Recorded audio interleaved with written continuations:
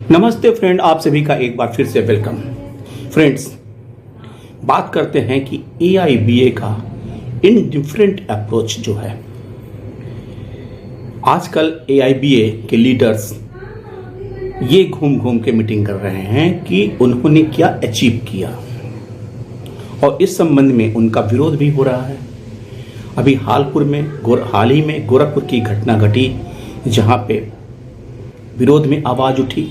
उसका एक छोटा क्लिपिंग मैं आपको दे रहा हूं। सवाल यह है कि उन बातों पे, उन मुद्दों पे AIBA अथवा UBU के कॉन्स्टिट्यूएंट्स बात क्यों नहीं कर रहे हैं। सबसे बड़ा मुद्दा बैंक एम्प्लॉइज के लिए जो है वो है 5 डे बैंकिंग। 5 डे बैंकिंग के बारे में DFS का रिप्लाई है कि हाँ, हमारे पास प्रपोजल है, बट उस प्रपोजल का क्या एक्शन है कुछ नहीं पता। और हमारे लीडर्स जिन्होंने 8 मार्च को एग्रीमेंट किया कि 5 डे बैंकिंग लागू होगा, लेकिन इसके बारे में कोई यूनियन का मेंबर लीडर्स मुंह खोलने को तैयार नहीं है। खासकर से CS वेंकटाचलम इस बारे में कोई बात अपने मेंबर्स को, अपने ऑफिस बियरर्स को कुछ नहीं बताते। यूएस जो श्री बंदलिस थे, संजीव बंदलिस, जिन्होंने जोर जोर से डंका बजाया था कि बिना 5 डे बैंकिंग का ऑफिसर्स यूनियन साइन नहीं करेगा ज्वाइंट नोट पे, उनकी भी बोलती बंद है। DFS आपको एक ही जवाब देता है कि Indian Bank Association proposal to close all Saturday as a holiday in bank industry has been received in IR6। उसके आगे कोई जवाब नहीं है। एक्स ग्रेसिया का पेमेंट शुरू हुआ बैंक रिटायरीज के लिए, और देखते देखते सारे बैंकों ने, अभी मेरे ख्याल से स्टेट बैंक ने अभी भी पेमेंट नहीं किया है, उनके यहाँ कुछ इंटरनल प्रोसेस चल रहा है। उसमें एक बात था कि रिव्यू होना है अप्रैल में।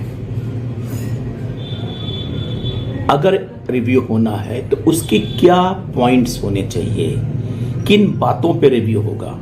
IBA और UBU कॉन्स्टिट्यूएंट्स अगर बैठेंगे अप्रैल में, हालांकि अप्रैल 10 तारीख हो गया है, अभी इसके बारे में कोई सूचना नहीं है, लेकिन अगर है तो क्या बातें करेंगे, किस मुद्दे पे बात होगी। क्या पिछले जब एक्स ग्रेसिया का जो बेस था वो अक्टूबर 22 के DA के और पेंशन, बेसिक पेंशन को लेकर था, तो क्या अब अप्रैल में जब रिव्यू होगा तो क्या मार्च तक का DA और प्लस पेंशन की बात होगी कि उस आधार पे कैलकुलेट होगा।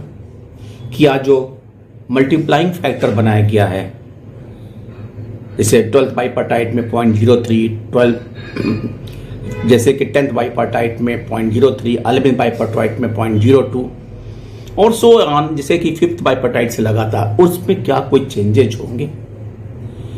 इस मल्टीप्लाइंग फैक्टर का कोई साइंटिफिक आधार भी है कि क्या इस मारे ये मल्टीप्लाइंग फैक्टर बनाए गए कि हमें एक निश्चित अमाउंट से एक निश्चित अमाउंट तक ही टैक्स ग्रेसिया देना है, उसके ऊपर नहीं जाना है। यहां तक कि किसी भी कैडर में किसी को 5000 भी एक्स ग्रेसिया नहीं मिला।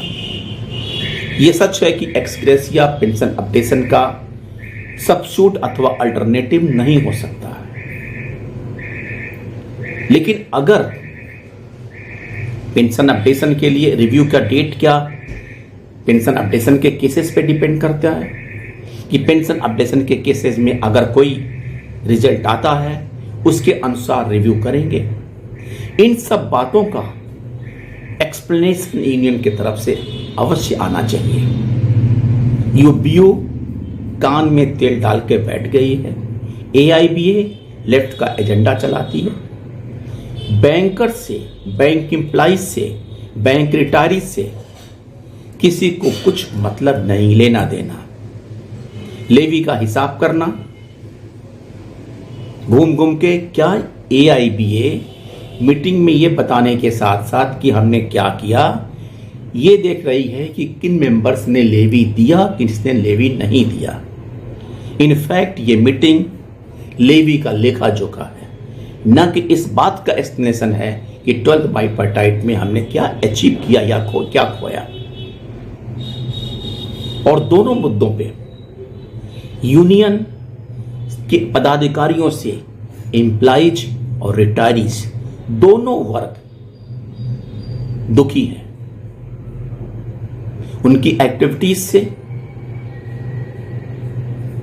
व्यथित है। लेकिन न एम्प्लॉइज को भी ये डिसाइड करना होगा कि अगर हम यूनियन के साथ चलें तो हमें उसी तरह से उनसे भी कोऑपरेशन की उम्मीद होनी चाहिए। लेकिन यहां पे यूनियन पूरा का पूरा लैग कर रही है। They have indifferent approach towards the employees and retirees.